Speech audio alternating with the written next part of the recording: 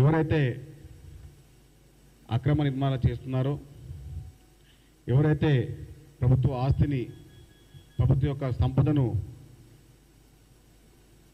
దోచుకున్నారో వారి అందరి మార్కులు పరతం పట్టడానికి తీసుకున్నటువంటి కార్యక్రమానికి తెలంగాణ ఫిషరీస్ కార్పొరేషన్ తరఫున వారికి ధన్యవాదాలు తెలుపుకుంటున్నాం.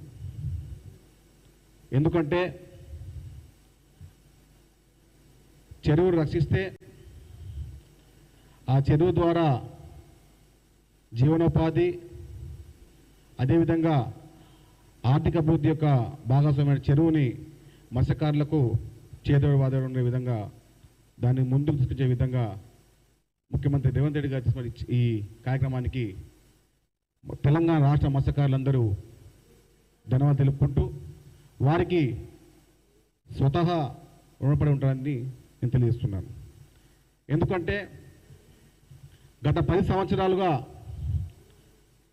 రాష్ట్ర వ్యాప్తంగా 6,000 పైచిలుకున్న చెరువులలో బీఆర్ఎస్ పార్టీ నాయకులు కానివ్వండి, ఇతర వేరే పార్టీల నాయకులు కానివ్వండి, అధికార దుర్వినియోగం చేసుకుంటూ ప్రతి జిల్లా హెడ్ క్వార్టర్లో కానివ్వండి, అదే ఊళ్ళలో గ్రామాన వారి యొక్క అధికారాన్ని దర్పాన్ని ఉపయోగించుకుంటూ చెరువులోని దాదాపుగా FTL ఫుల్ ట్యాంక్లో ఉన్న అందరినీ కూడా కబ్జా జరిగింది. దానిపైన ఉక్కుపా మోపడానికి మా ముఖ్యమంత్రి రేవంత్ రెడ్డి గారు తీసుకున్న ఈ కార్యక్రమాన్ని రాష్ట్ర వ్యాప్తంగా అటు ప్రజా సంఘాలు కానివ్వండి, అదేవిధంగా ఉద్యోగ సంఘాలు కానివ్వండి, ప్రత్యేకంగా మత్స్యకార కుటుంబాలు చాలా ఆనందంగా, అంటే ఎందుకంటే చెప్పే విధానానికి చేసే విధానానికి చాలా వ్యత్యాసం ఉంటుంది. ముఖ్యమంత్రి గారు రేవంత్ రెడ్డి గారు ఒకసారి చెప్తే 100కు 100% వెనుకడుగు పోయడం తెలిసే ఆయన ధైర్యానికి, ఆయన నిర్ణయించుకోక తత్వానికి చాలా చాలా ధన్యవాదాలు.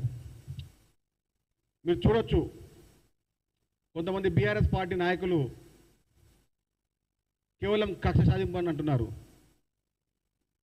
ఒక మాట మీరు చూడండి, కేంద్ర రక్షణ శాఖ మాజీ మంత్రి పల్లం రాజు గారి యొక్క సోదరుడు ఆనంద్ రాజు గారి యొక్క, ఆయన కాంగ్రెస్ పార్టీ నాయకుడే కదా, ఆయన సంబంధించిన 4 ఎకరాల పైచిలుకు నిర్మాణానికి కూడా పూజ జరిగింది. అంటే ఏ పార్టీ, అటు బీఆర్ఎస్ పార్టీ కానివ్వండి, అటు బీజేపీ పార్టీ కానివ్వండి, స్వతగా ఎవరైనా కానీ, కాంగ్రెస్ పార్టీ ఎవరైనా కానీ ప్రభుత్వ సంపదను,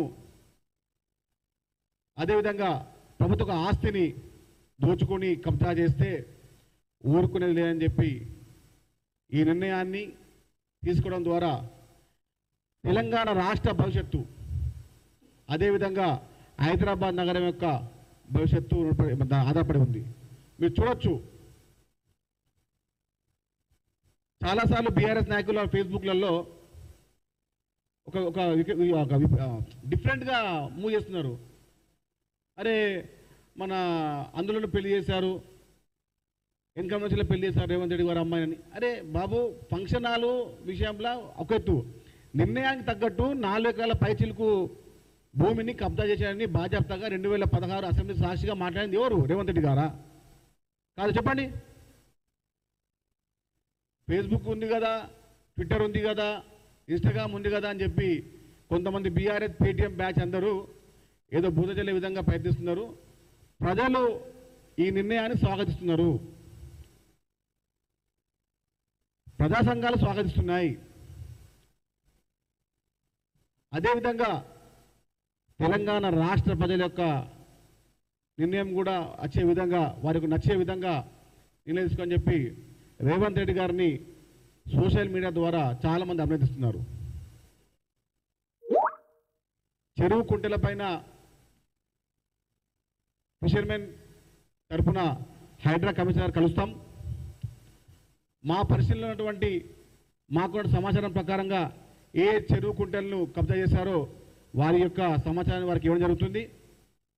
ఎందుకంటే చెరువు కుంటల పైన చెరువు యొక్క భవిష్యత్తు పైన ఆధారపడే ఉన్న కుటుంబం ఉందంటే అది మత్స్యకార కుటుంబం మాత్రమే. మత్స్యకారులకు చెరువు తల్లి లాంటిది. ఆర్థిక అభివృద్ధి కానివ్వండి, పురోగతి కానివ్వండి, కుంటల పైన మా మత్స్యకారులకు కుటుంబాలు ఆధారపడి ఉంటాయి. ఆ చెరువులని కూడా కాపాడుతున్నటువంటి మా ముఖ్యమంత్రి రేవంత్ రెడ్డి గారికి, అదేవిధంగా అధికార యంత్రాంగమైనటువంటి జిహెచ్ఎంసీ కానివ్వండి, రెవెన్యూ కానివ్వండి, ఇరిగేషన్ కానివ్వండి, వారందరికీ కూడా మత్స్యకారుల తరఫున, అదేవిధంగా ఫిషర్మెన్ డిపార్ట్మెంట్ తరఫున అందరికీ ధన్యవాదాలు.